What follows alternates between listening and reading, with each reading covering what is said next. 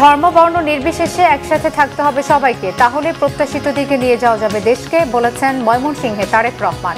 Vote চাইলেন ধানের শীষে। যেখানে বাধা সেখানে প্রতিরোধ, নেতা কর্মীদের নির্দেশ জামাত আমিরের। প্রার্থীদের উপর হামলার ব্যবস্থা না নিলে পাল্টা জবাবে হুঁশিয়ারি নাহিদের।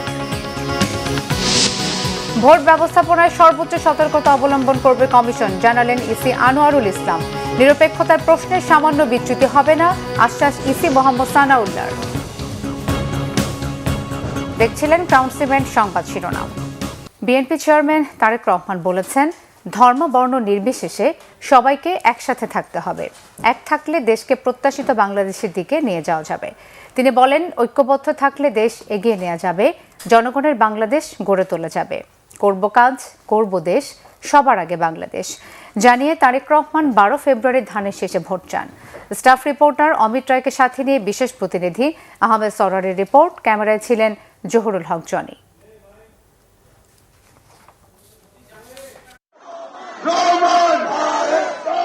বিকেল 4টার কিছু আগে তারেক রহমান আসেন ময়মনসিংহের জনসভাস্থলে। মঞ্চে ওঠার আগে তিনি সভামঞ্চের কাছে অবস্থানরত গণ অভ্যুত্থানে ময়মনসিংহের নিহতদের স্বজন ও আহতদের সাথে কুশল বিনিময় করেন। তারেক রহমান যখন মঞ্চে হাজির হন তখন পুরো সার্কিট হাউস মাঠ প্রায় ভর্তি। তারেক রহমান তার বক্তব্যের শুরুতেই 24-এর গণ আন্দোলনে শহীদ এবং আহতদের অবদান স্মরণ করে বলেন, যে প্রত্যাশাকে সামনে রেখে তারা আত্মদান করেছেন, আহত হয়েছেন, পঙ্গুত্ব বরণ করেছেন, তা পূরণ করা সকলের দায়িত্ব। তাদের প্রতি শ্রদ্ধা জানিয়ে নতুন বাংলাদেশ গঠনে সবাইকে একযোগে কাজ করার আহ্বান জানান তিনি।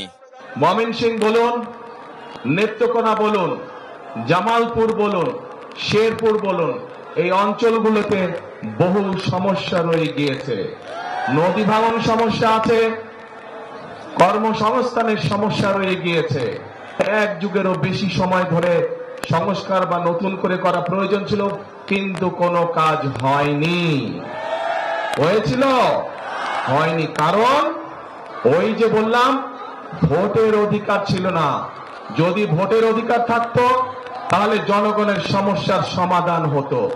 যেহেতু ভোটের অধিকার ছিল না, যেহেতু দেশে নিশিরাতের নির্বাচন অনুষ্ঠিত হয়েছিল, তথাকথিত নির্বাচন, যেহেতু দেশে আমির নির্বাচন অনুষ্ঠিত হয়েছিল, সেখানে সত্যিকারের জনগণের প্রতিনিধি ছিল না। তারেক রহমান ধানের শীষে ভোট চেয়ে আগামীর বাংলাদেশ গঠনে বিএনপির পরিকল্পনা তুলে ধরেন। আমরা চাই দেশে আমরা চাই ভোকেশনাল ইনস্টিটিউশন বেশি করে আমরা তৈরি করব, যাতে করে আমরা আমাদের তরুণ সদস্যদেরকে, যুব সমাজের সদস্যদেরকে আমরা বিভিন্ন রকম ট্রেনিং দিব, যেই ট্রেনিং এর বিনিময় তারা বিদেশে যেমন যেতে পারবে, একইভাবে তারা দেশে তাদের কর্মসংস্থান তৈরি করতে পারবে। যারা আইটিতে কাজ করে তাদের জন্য বিভিন্ন রকম আমরা আইটি ট্রেনিং এর ব্যবস্থার পরিকল্পনা গ্রহণ করেছি, যাতে যারা আইটিতে কাজ করে তারা ঘরে বসে তাদের আয় রুজি কামাই রোজগার বাড়াতে পারবে। আপনারা পল্লী চিকিৎসকের কথা শুনেছেন? পল্লী চিকিৎসক শহীদ জিয়ার সময় ছিল, যারা গ্রামে গ্রামে ঘরে ঘরে মানুষকে গিয়ে চিকিৎসা দিত, ছোটখাটো রোগ বলে অসুখ বিসুখ তারা সেখানে চিকিৎসা দিত। আমরা ঠিক একইভাবে চিকিৎসা ব্যবস্থাকে উন্নত করতে চাই। চিকিৎসা ব্যবস্থা আমরা হেলথ কেয়ার নিযুক্ত করার মাধ্যমে চিকিৎসা ব্যবস্থা আমরা তাদের ঘরে ঘরে পৌঁছে দিতে চাই। তারেক রহমান দলমত নির্বিশেষে সবাইকে ঐক্যবদ্ধ থাকার আহ্বান জানান। ভোট শুরু হবে, সাথে সাথে ভোট দেওয়া ইনশাল্লাহ শুরু করবেন, কিন্তু ভোট দিয়ে সাথে সাথে চলে আসলে চলবে না। কি করা লাগবে? থাকতে হবে, কড়ায় গন্ডায় বুঝে নিয়ে আসতে হবে। কেন এই কথাটা বললাম? বহু বছর হয়ে গেছে আমরা তো ভোট দেবার সুযোগ পাইনি, তাই না? যেহেতু আমরা ভোট দেবার সুযোগ পাইনি, এর আগে আমাদের ভোট বিভিন্ন জন বিভিন্ন ভাবে লুটপাট করে নিয়ে গিয়েছে। এবার সেই জন্য আমাদেরকে সজাগ থাকতে হবে, যাতে কেউ আমাদের ভোট লুটপাট করে নিয়ে যেতে না পারে। তারেক রহমান জনসভায় ময়মনসিংহ, নেত্রকোনা, জামালপুর ও শেরপুরের সংসদীয় আসনের প্রার্থীদের পরিচয় করিয়ে দেন। দায়িত্ব দিয়ে গেলাম। তারেক রহমান সবশেষ 2004 সালে ময়মনসিংহে এসেছিলেন ইউনিয়ন প্রতিনিধি সভায়। 21 বছরের বেশি সময় পর তার এই আগমনকে কেন্দ্র করে স্বাভাবিকভাবেই নেতাকর্মীদের মাঝে উৎসবের আমেজ বিরাজ করছে। তার এই জনসভায় দেওয়া বক্তব্য নেতাকর্মীদের কতটা উজ্জীবিত করতে পেরেছে সেটি বোঝা যাবে 12 ফেব্রুয়ারির নির্বাচনের ফলাফলে। আহমেদ সরওয়ার, বাংলা ভিশন, ময়মনসিংহ। বিএনপির স্থায়ী কমিটির সদস্য আমির খসরু মাহমুদ চৌধুরী বলেছেন, দেশের মানুষের ওপর যাদের আস্থা নেই তারাই বিদেশিদের উপর নির্ভর করে রাজনীতি করতে চায়। দুপুরে চট্টগ্রাম ১১ আসনের উত্তর নালাপাড়ায় গণসংযোগ করতে গিয়ে জামাত নেতাদের বক্তব্যের প্রতিক্রিয়ায় এমন মন্তব্য করেন ধানের শীষের প্রার্থী আমির খসরু মাহমুদ চৌধুরী। তিনি আরও বলেন, এদেশের মানুষ স্বাধীন চেতা, বিদেশিদের উপর নির্ভরশীল রাজনীতি এদেশে কখনোই সফল হয়নি, হবেও না। দুপুরে উত্তর নালাপাড়া শরীফ মসজিদ থেকে প্রচারণা শুরু করেন তিনি। এলাকার ভোটারদের সাথে জনসংযোগ করে ধানের শীষে ভোট চান। এ সময় তার সাথে স্থানীয় নেতাকর্মীরাও যোগ দেন। বাংলাদেশের জনগণের উপর তাদের কোনো আস্থা নেই, জনগণও তাদের উপর আস্থা নাই। তারা অন্য দেশের উপর নির্ভরশীল হয়ে বাংলাদেশের ভিতরে রাজনীতি করতে চাচ্ছে। সেটি কি কখনো কাজ করেছে? বাংলাদেশের মানুষ স্বাধীন মুক্তকামী, স্বাধীন একটি জাতি হিসেবে আমরা সবসময় গর্ব করি। সেইখানে যদি কেউ বিদেশিদের উপর নির্ভর করে বাংলাদেশের ভিতরে রাজনীতি করতে চায়, তাদেরকে এখানে জায়গা থাকবে বলে মনে হয় আপনাদের?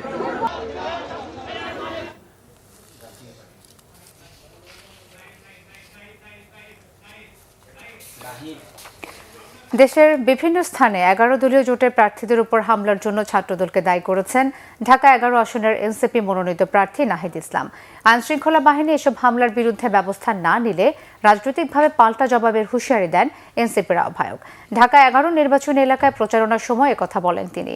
রামপুরা বাজারের সকল শ্রেণী পেশার মানুষের কাছে ভোট চেয়েছেন নাহিদ ইসলাম। এ সময় দলের আরেক নেতা নাসিরউদ্দিন পাটোয়ারির উপর হামলার উল্লেখ করে তিনি অভিযোগ করেন, পূর্ব পরিকল্পিতভাবে ছাত্রদলের নেতাকর্মীরা হামলা করেছে। এমন হামলার কারণে লেভেল প্লেইং ফিল্ড নষ্ট হচ্ছে বলে অভিযোগ করেন এনসিপির এই নেতা। বিএনপি যদি আওয়ামী লীগের দেখানো রাস্তায় হাঁটে তাহলে তাদেরও একই অবস্থা হবে বলে হুঁশিয়ারি দেয় নাহিদ ইসলাম। সাধারণ জনগণকে সংস্কার এবং উন্নয়নের জন্য শাপলাকলিতে ভোট দেওয়ার আহ্বান জানান ১১ দলীয় জোটের এই নেতা।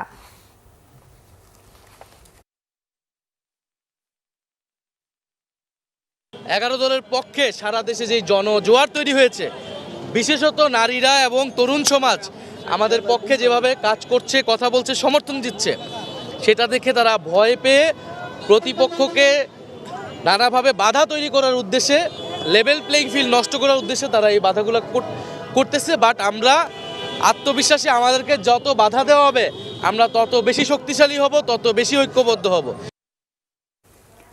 এখনই যারা মা বোনদের গায়ে হাত তুলছে, নির্বাচনে জিতলে তাদের কাছে দেশ কতটা নিরাপদ থাকতে পারে প্রশ্ন তুলেছেন জামাত আমির ডাক্তার শফিকুর রহমান। মঙ্গলবার যশোরের কেন্দ্রীয় ঈদগাহ মাঠে নির্বাচনী জনসভায় যোগ দিয়ে এমন প্রশ্ন রাখেন তিনি।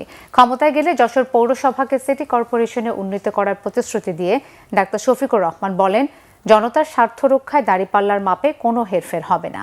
দেশের জনগণের রাজনীতি হবে, পরিবার বা দলের নয়। জামাতের আমির বলেন, নির্বাচনী প্রচারণায় বাধা দিলে কিংবা নারীদের লাঞ্ছিত করলে প্রতিরোধ করা হবে। এছাড়া ইসলামী চেতনা, জুলাইয়ের চেতনা এবং মুক্তিযুদ্ধের চেতনায় মানবিক রাষ্ট্র গঠন করা হবে বলে জানান জামাত নেতারা। বলেন, একটি অপশক্তি জুলাই সনদ বাস্তবায়ন না করে আবারও দুর্নীতি, অপশাসন ফিরিয়ে আনতে গণভোটের না ভোটের পক্ষে ক্যাম্পেইন করছে। যশোরে জনসভা শেষে ঝিনাইদহের সমাবেশেও বক্তব্য রাখেন জামাত আমির।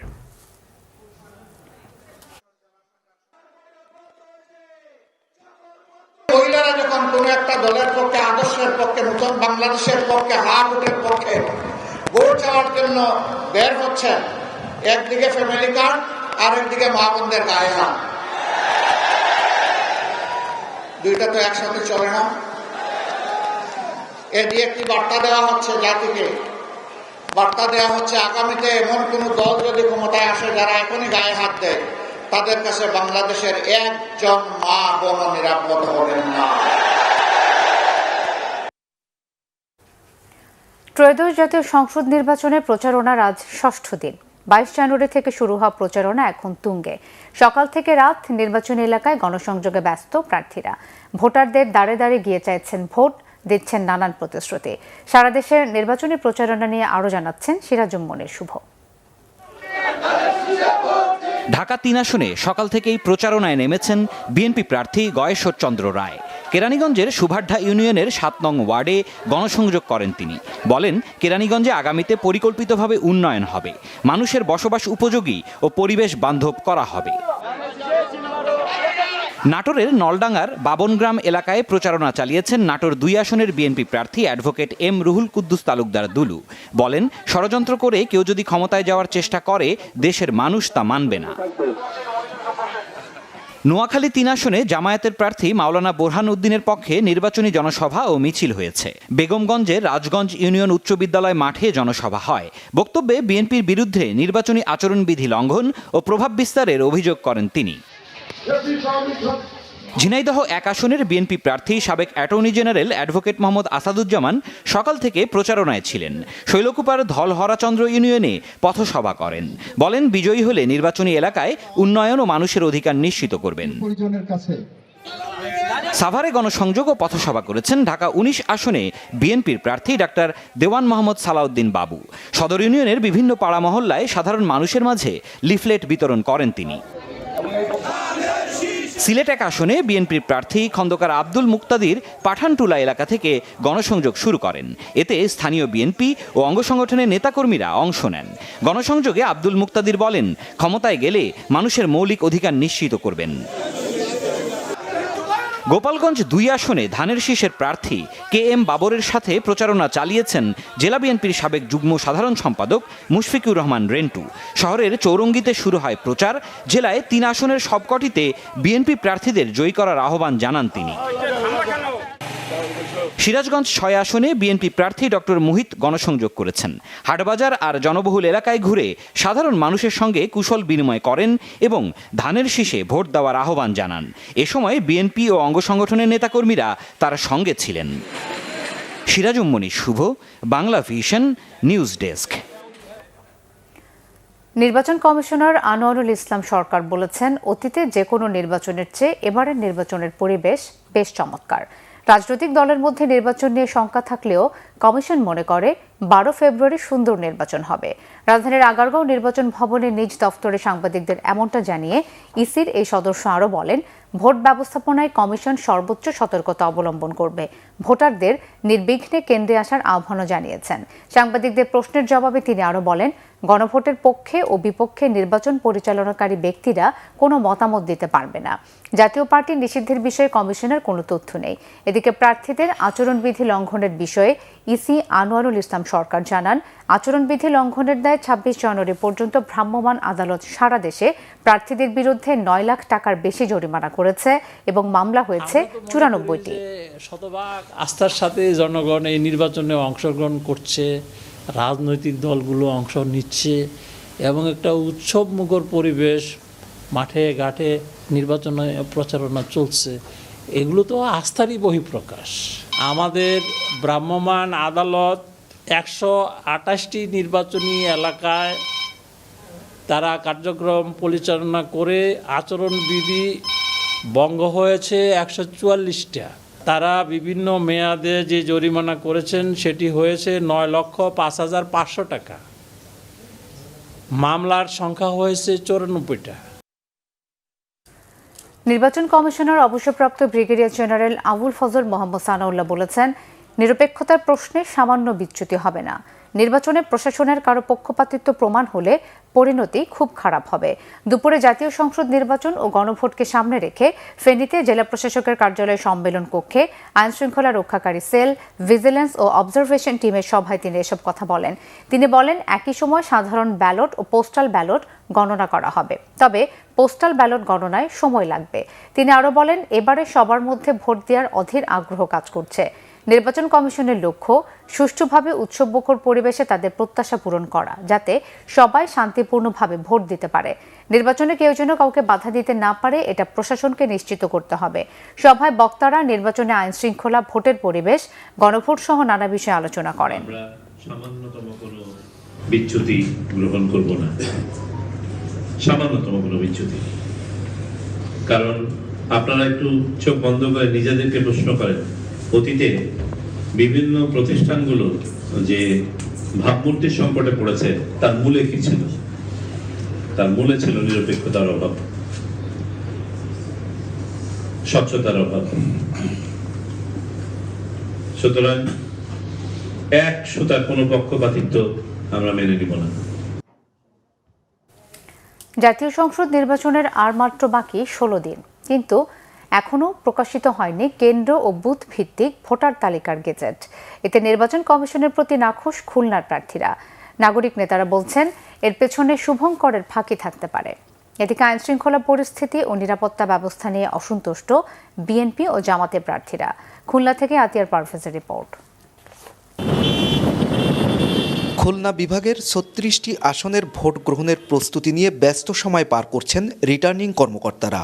আরপিও অনুযায়ী ভোটের ২৫ দিন আগে ভোটার গেজেট প্রকাশের নিয়ম থাকলেও এখনও তা হয়নি। এদিকে লুট হওয়া অস্ত্র, ভোটের সময় ব্যবহারের শঙ্কা অনেক প্রার্থীর। সার্বিক পরিস্থিতিতে ভোটাররা নির্বাচনী আমেজ পাচ্ছেন না বলে হতাশা প্রকাশ করেছেন কেউ কেউ। এক কেন্দ্রে তোমরা অমুক জায়গা তোমাদের ভোটার, মহিলাদের অমুক জায়গা ভোটার, এইভাবে আমরা আগে দেখেছি। এখন সামনে কি হয় সেটা এখনো পাইনি। 12 তারিখে ভোট, এখনো আমরা জানতে পারি না যে কোন কেন্দ্রে ভোট হবে। না জানতে পারলে আমরা একটা নির্দিষ্ট কোনো পাচ্ছি না যে কীভাবে আমরা ভোটটা দেব। দ্রুত ভোট সংশ্লিষ্ট যাবতীয় কাজ সম্পন্ন চান প্রার্থীরা। আমরা একটা সুষ্ঠু, ট্রান্সপারেন্ট, স্বচ্ছ নির্বাচন চাই। সেই নির্বাচনের জন্য আমরা সবাইকে অনুরোধ করব, আসেন সবাই মিলে একটা সুন্দর পরিবেশের জন্য আগামী দিনে নির্বাচনটা হয়। ভোটার তালিকায় তো বুথ ভিত্তিক হিসাবটা আলাদা থাকে না, এটার হিসাবটা হলো আলাদাভাবে পরে দেওয়া হয়, তালিকায় ওটা বোঝা যাবে না। আলাদাভাবে হিসাবটা দেওয়ার সময়টা সময় বলে দেবে ঠিক এই নম্বর থেকে এই নম্বর, এত নম্বর বুথে, ওইটা এখনো পাইনি। কয়েকদিনের মধ্যে কেন্দ্রভিত্তিক ভোটারের গেজেট প্রকাশ করবে নির্বাচন কমিশন। এই বিলম্বকে ভালোভাবে নিচ্ছে না নাগরিক নেতারা।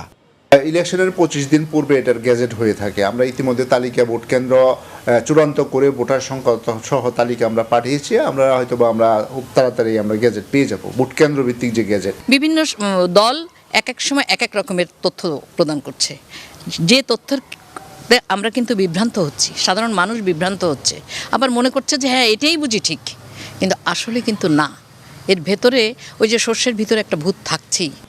ভোট নিয়ে নির্বাচন কমিশনকে আরও দায়িত্বশীলতার প্রত্যাশা খুলনার প্রার্থীদের। আর ভোটাররা চান নির্বিঘ্নে ভোট দেওয়ার পরিবেশ। আতিয়ার পারভেজ, বাংলা ভিশন, খুলনা। আওয়ামী ফ্যাসিস্ট ও তাদের সহযোগী জঙ্গিরা দেশ ছেড়ে পালিয়ে যাওয়ায় নির্বাচনে ভণ্ডুলের আশঙ্কা নেই বলে জানিয়েছেন স্বরাষ্ট্র উপদেষ্টা জাহাঙ্গীর আলম চৌধুরী। মঙ্গলবার সকালে গাজীপুরের কাশিমপুর কেন্দ্রীয় কারাগারের প্যারেড গ্রাউন্ডে 63তম ব্যাচ মহিলা কারারক্ষীদের বুনিয়াদী প্রশিক্ষণ কোর্সের সমাপনী কুচকাওয়াজ অনুষ্ঠান শেষে সাংবাদিকদের প্রশ্নের জবাবে এসব কথা বলেন। স্বরাষ্ট্র উপদেষ্টা বলেন, দুর্নীতি দেশের সবচেয়ে বড় শত্রু। দুর্নীতি শুধু অর্থনৈতিক ক্ষতি করে না, এটি রাষ্ট্রীয় প্রতিষ্ঠানকে ভেতর থেকে ক্ষয় করে এবং জনগণের বিশ্বাস ভেঙে দেয়। বলেন, কোনো কারা সদস্য যদি ব্যক্তিস্বার্থ, লোভ বা রাজনৈতিক সুবিধার অংশ হয়ে কাজ করে, তবে সে শুধু আইন ভাঙে না, সে রাষ্ট্রের ভিত্তিকেও দুর্বল করে। এর আগে স্বরাষ্ট্র উপদেষ্টা প্যারেড গ্রাউন্ডে পৌঁছালে তাকে স্বাগত জানান কারা মহাপরিদর্শক ব্রিগেডিয়ার জেনারেল সৈয়দ মোহাম্মদ মোতাহের হোসেন।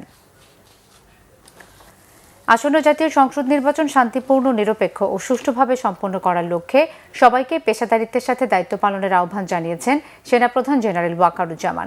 মঙ্গলবার সকালে নির্বাচনের সার্বিক আইনশৃঙ্খলা পরিস্থিতির মূল্যায়ন এবং in aid to the civil পাওয়ারের আওতায় রংপুর এরিয়া পরিদর্শন করেন সেনাপ্রধান। সেনা সদস্যদের কার্যক্রম সরেজমিনে পর্যবেক্ষণ করে প্রয়োজনীয় দিক নির্দেশনা দেন তিনি।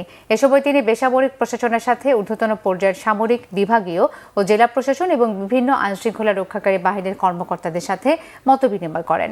সেনাপ্রধান পেশাদারিত্ব, নিরপেক্ষতা, শৃঙ্খলা, ধৈর্য ও নাগরিক বান্ধব আচরণের মাধ্যমে দায়িত্ব পালনের উপর বিশেষ গুরুত্ব আরোপ করেন। ফেসবুকে না ভোট নিয়ে স্ট্যাটাস দেওয়াকে ঘিরে শরীয়তপুরের নড়িয়ায় বিএনপি ও জামাতের সমর্থকদের মধ্যে সংঘর্ষে আহত হয়েছেন উভয় পক্ষের অন্তত 11 জন। বেলা 2টার দিকে উপজেলার ভোজেশ্বর এলাকায় এই সংঘর্ষ হয়। পুলিশ ও স্থানীয়রা জানায়, সম্প্রতি নিজের ফেসবুক পেজে না ভোটের পক্ষে একটি স্ট্যাটাস দেন স্থানীয় এক নারী।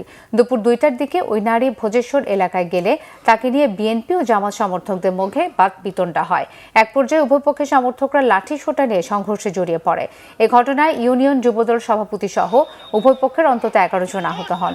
খবর পেয়ে পুলিশ ও সেনাবাহিনীর সদস্যরা ঘটনাস্থলে পৌঁছে পরিস্থিতি নিয়ন্ত্রণে আনে। আহতদের বিভিন্ন হাসপাতালে চিকিৎসা দেওয়া হচ্ছে। অনাকাঙ্ক্ষিত ঘটনা এড়াতে ঘটনাস্থলে অতিরিক্ত পুলিশ ও সেনাবাহিনী মোতায়েন করা হয়েছে। দেশের বিভিন্ন জায়গার আরো কিছু খবর নিয়ে একটি ডেস্ক রিপোর্ট। চট্টগ্রামে দ্বিতীয় বিশ্বযুদ্ধের স্মৃতি বিজড়িত ওয়ার সিমেট্রি পরিদর্শন করে গভীর শ্রদ্ধা নিবেদন করেছেন বাংলাদেশে নিযুক্ত যুক্তরাষ্ট্রের রাষ্ট্রদূত ব্রেন্ট টি ক্রিস্টেনসেন।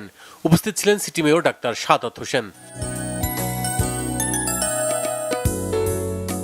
ঠাকুরগাঁওয়ে এতিমদের নিয়ে বিএনপির মহাসচিব মির্জা ফখরুল ইসলাম আলমগীরের জন্মদিন পালন করেছেন স্বেচ্ছাসেবক দলের কেন্দ্রীয় কমিটির সহ আইন বিষয়ক সম্পাদক অ্যাডভোকেট জাকির হোসেন জুয়েল। এ সময় বিশেষ দোয়া ও মিলাদ মাহফিলও হয়। পটুয়াখালীর গলাচিপায় হামলা ও সহিংসতার ঘটনায় 3 দিনের মধ্যে তদন্ত করে ব্যবস্থা নেওয়া না হলে নির্বাচন কমিশনে অভিযোগ করার হুঁশিয়ারি দিয়েছেন গণ অধিকার পরিষদের সভাপতি ও পটুয়াখালী 3 আসনে বিএনপির সমর্থিত প্রার্থী নুরুল হক নূর। সকালে উপজেলা বিএনপির কার্যালয়ে এক সংবাদ সম্মেলনে তিনি একথা বলেন। বগুড়ার শিবগঞ্জে জামায়াতের নির্বাচনী অফিসে হামলার প্রতিবাদে সংবাদ সম্মেলন হয়েছে স্থানীয় প্রেস ক্লাবে। দুপুরে এতে লিখিত বক্তব্য দেন কিচক ইউনিয়নের জামাতের আমির মোহাম্মদ মোফাজ্জল হোসেন। আসন্ন নির্বাচন ও গণভোট নিয়ে সংলাপ হয়েছে ঝিনাইদহের কোট চাঁদপুরে। সকালে উপজেলা পরিষদ মিলনায়তনে এতে উপস্থিত ছিলেন জেলা প্রশাসক আব্দুল্লাহ আল মাসুদ। গণভোটের প্রচার ও ভোটার উদ্বুদ্ধকরণের উদ্দেশ্যে ইমাম সম্মেলন হয়েছে মাদারীপুরে। সকালে জেলা ইসলামিক ফাউন্ডেশনের আয়োজনে জেলা শিল্পকলা একাডেমিতে এতে প্রধান অতিথি ছিলেন জেলা প্রশাসক জাহাঙ্গীর আলম। ইমাম সম্মেলন হয়েছে ফরিদপুরেও। দুপুরে সদর উপজেলার হলরুমে এতে প্রধান অতিথি ছিলেন জেলা প্রশাসক মোহাম্মদ কামরুল হাসান মোল্লা। কারিগরি শিক্ষার উপর সেমিনার হয়েছে মানিকগঞ্জে সরকারি টেকনিক্যাল স্কুলে। এতে প্রধান অতিথি ছিলেন জেলা প্রশাসক নাজমুন আরা সুলতানা। জয়পুরহাটে শুরু হয়েছে জয়পুরহাট ও গাইবান্ধা জেলার গণমাধ্যম কর্মীদের নিয়ে 2 দিনব্যাপী নির্বাচনকালীন সাংবাদিকতা বিষয়ক প্রশিক্ষণ। উপস্থিত ছিলেন পিআইবির প্রশিক্ষক Zilhas Uddin Nipun. Bangla vision news desk. সংবাদ শেষ করব ক্রাউন সিমেন্ট শিরোনামগুলো আরও একবার জানিয়ে। ধর্মবর্ণ নির্বিশেষে একসাথে থাকতে হবে সবাইকে, তাহলে প্রত্যাশিত দিকে নিয়ে যাওয়া যাবে দেশকে, ময়মনসিংহে বলেছেন তারেক রহমান। ভোট চাইলেন ধানের শীষে। যেখানে বাধা সেখানেই প্রতিরোধ, নেতা কর্মীদের নির্দেশ জামাত আমিরের। প্রার্থীদের উপর হামলায় ব্যবস্থা না নিলে পাল্টা জবাবের হুঁশিয়ারি নাহিদের। ভোট ব্যবস্থাপনায় সর্বোচ্চ সতর্কতা অবলম্বন করবে কমিশন, জানালেন ইসি আনোয়ারুল ইসলাম। নিরপেক্ষতার প্রশ্নে সামান্য বিচ্যুতি হবে না, আশ্বাস ইসি মোহাম্মদ সানাউল্লাহর। এই ছিল এখনকার মতো। পরের সংবাদ সন্ধ্যা 7:30টায় দেখার আমন্ত্রণ রইল। এছাড়া বাংলা ভিশন সংবাদ ও সংবাদ সংশ্লিষ্ট অনুষ্ঠান দেখতে ভিজিট করুন www.bvnews24.com ও facebook.com/banglavisionnews এবং সাবস্ক্রাইব করুন youtube.com/banglavisionnews। ধন্যবাদ।